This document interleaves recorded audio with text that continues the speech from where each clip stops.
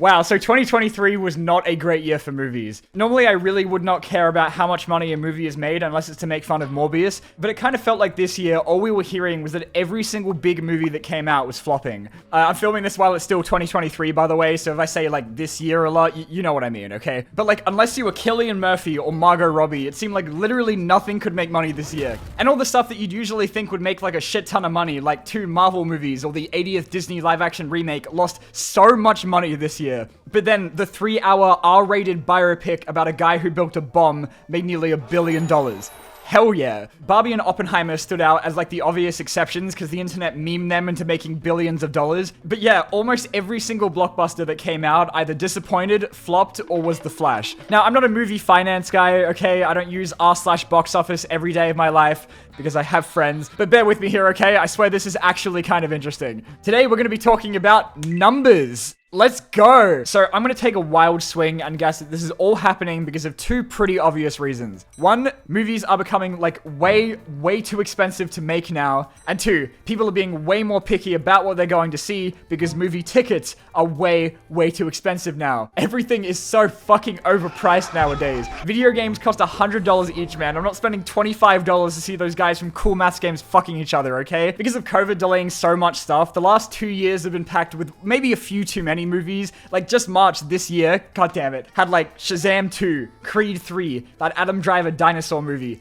John Wick 4, and Scream 6. But you know what you really wanted to go see was Cocaine Bear, okay? Now, it's not like all of these movies attract the same audience unless you're a Letterboxd user, but come on, man, to catch all that's gonna cost me at least $150, and that's before popcorn. I'm pretty sure, like, most sane people would only see, like, 1 or 2 a month. Maybe, I don't know, I think even that's kind of pushing it. And so they better be some pretty damn good movies to get me to go all the way to the cinema, okay? I'm not going to see some shit with 49% on Rotten Tomatoes when I can see Cocaine Bear instead. And plus, these studios seem to be in so much of a rush to just dump stuff on streaming, which is a habit they picked up from COVID. But I think Shazam was put on digital like only a couple weeks after it came to theaters. Like, why would anybody want to get up and go to a movie theater where they have to listen to people not shutting the fuck up for 2 hours when they can just wait a couple months to watch it at home and eat food for a reasonable price? It's not like there weren't any movies that made bank this year, though. I don't think anyone is surprised that the Mario movie made $1 billion and was so successful that it took down a Nicolas Cage vampire movie and Dungeons & Dragons with it, which sucks because those were both great. Guardians 3 made $800 million, so that shows that people will still turn up to superhero movies if they don't look like complete shit. John Wick 4 made $1 for every person that died in that movie. Why did The Meg 2 make so much money? I hate every single one of you that went and saw that movie. I mean, I saw it too, and I am part of the problem, but shut up. The FNAF movie made like a 5,000% profit because Blumhouse movies are made with like $2. Thank God Spider-Verse made money or I would have lost my mind. The new Ninja Turtles deserve to make way more, but it didn't do too bad. The new Hunger Games made less than the old movies, but still did pretty good for a film released during the writer and actor strikes where they just had to dump everything without any promotion. Transformers Rise of the Beast didn't bomb necessarily, but it was the lowest grossing in the whole franchise and only barely made back its budget. But, you know, probably made like 50 times that amount with toy sales, so who cares? And that Taylor Swift movie outgrossed pretty much everything else that came out in 2023. But when it comes to the biggest flops of the year, the most obvious place to start would be Disney, who had a really rough year in 2023.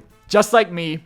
For real. Disney were really like, we're gonna break records this year, even if it has to be for the most money lost ever. I think Disney are the only ones that are better than me at wasting a shit ton of money on garbage. I think they're gonna be like most of this video, I gotta be honest. I think they're behind like 70% of the most expensive movies ever made, and definitely at least half of the biggest bombs of all time. But they really outdid themselves this year. They were like, you guys remember John Carter and Mars Needs Moms? Well, how about we do that like 6 times in 1 year? Let's fucking go, gamers. Disney went from absolutely killing it over the last few years with so many billion-dollar movies every year to killing themselves and losing over $1 billion this year, and it only took 1 pandemic and a streaming service to do it. They had 7 big tentpole movies in 2023, and every single one of them except one was a failure. The Little Mermaid did make a profit apparently, but only by like a little itty bitty amount. This movie had a $250 million budget and so needed to make about 560 to profit, and it ended its theatrical run at $569 million. So using my math skills, it's at least like $10 profit, let's go. And just remember to keep in mind the way that box office numbers work, you also have to consider the stupid amount of money they waste on advertising, which is separate from the budget. So I think generally the rule is just to like times it by 2.5. You've probably heard that like a million times in every other YouTube video about movies ever. I don't know how mathematically accurate that is, but like a ton of websites keep saying that, so I'm just gonna take their word for it. But I think it's important to mention that when it came to Disney Plus a couple months later, it broke records for like the most viewed movie on there. So I don't think that it's that people didn't want to see it. I think they just like didn't want to pay for it. Pixar 2 has been on the most depressing losing streak ever since the pandemic. It honestly hurts my soul every time they release a new movie. Like, it's during COVID, they had what, like Onward, which came out in cinemas but got cut short because of lockdown. Soul, Luca, and Turning Red all went straight to Disney Plus and cost them God knows how much money. They tried like coming back to theaters in 2022 with Lightyear, which I feel like they must have really been gunning to be a huge hit for them because they had like a ton of marketing with a huge ass toy line, but then no one actually saw it and it ended up losing Disney like $106 million. This is why they're making 5 more Toy Stories and we have no one but ourselves to blame. And then their movie this year, Elemental, had the single most miserable opening weekend for a Pixar movie ever. But wait, somehow, despite it all, it actually got to the point where it made a profit. Barely, but I think Disney will take whatever they can get at this point. But like, aside from Lightyear, which I still haven't seen, I don't think any of these movies are like bad quality-wise. I still think Pixar's killing it. I just don't think people think they're worth like going to the movies to see anymore, which is like not a great sign. And Disney made sure to keep taking L's right until the very end of the year because their latest release, Wish, has only made about $145 million against a $200 million budget. It is still in theaters right now as I'm filming this, so it could come back like Elemental, but I gotta be honest, it's not looking great. And I was thinking, like, do people not want to go see animated movies at the cinemas anymore? But Mario and Spider-Verse did great, and even TMNT did okay. I think this is just a Disney problem because people know that they can just, like, wait a couple months to see it on Disney Plus now. The same thing happened with their next 2 big releases, Indiana Jones 5 and Haunted Mansion. Indy cost Disney so much money that it's now the 13th most expensive movie ever made with a budget of $300 million?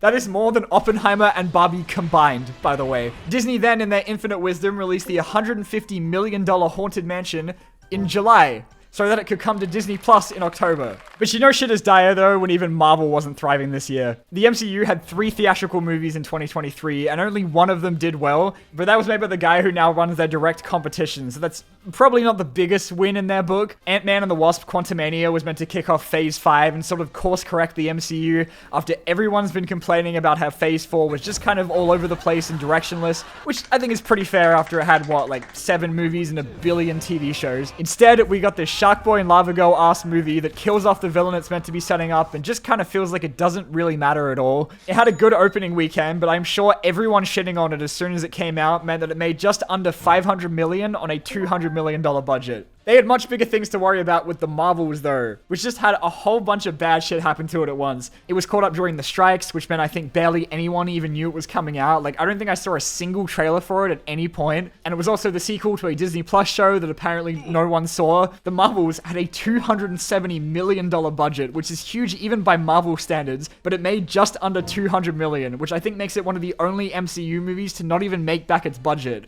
The other being Quantumania. Everyone's been kind of shitting on Marvel ever since Endgame. You know, you heard everyone saying that like Thor 4 sucked shit and Black Widow was terrible, but they all still made like a shit ton of money. So I think this might be the first year where people have realized that they don't actually have to go see every Marvel movie if they don't think they're gonna like it. I have given you so much of my money, Kevin, and this is what you give me, you motherfucker. And the problem here again is Disney Plus. Because one of the central characters in the marketing for the Marvels here is from their least popular TV show. A show that is pretty good, but apparently no one cared enough to actually watch it. Marvel's been stretching themselves thin to make these Disney Plus shows that I really don't think even that many people like, except for like Loki, I guess. And they have definitely been affecting the quality of these movies. They are dropping like insane amounts of money on stuff like She-Hulk, which costs more to make than Thor Ragnarok and Spider-Man No Way Home. Guys, I mean, I'm sure Marvel's gonna be fine. Deadpool 3 is gonna make so much fucking money. And I think they've already said they're going to be cutting back on their release schedule and focusing on releasing less projects a year, which is great. But good luck to that Agatha show, because that is gonna have a rough time. But you know who's having an even worse year?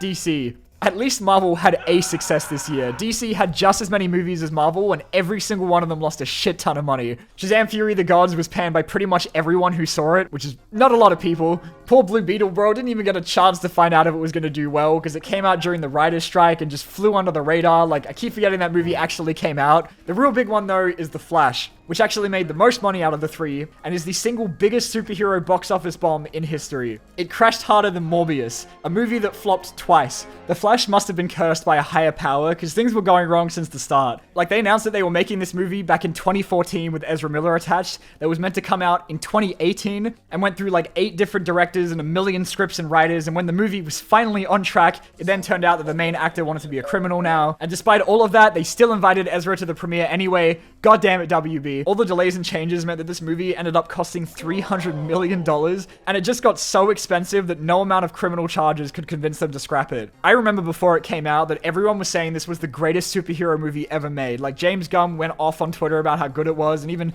fucking Hideo Kojima was like, hell yeah, this shit is so fire. But then it actually came out and people saw the movie, or didn't, I guess, and in the end it only grossed $270 million while it lost $200 million. It still didn't quite beat John Carter, but my god did it try. The only other massive flops this year that weren't from Disney or DC were Fast X, which made $700 million, and you might be like, wait, but that's like really good, how could that have possibly lost money?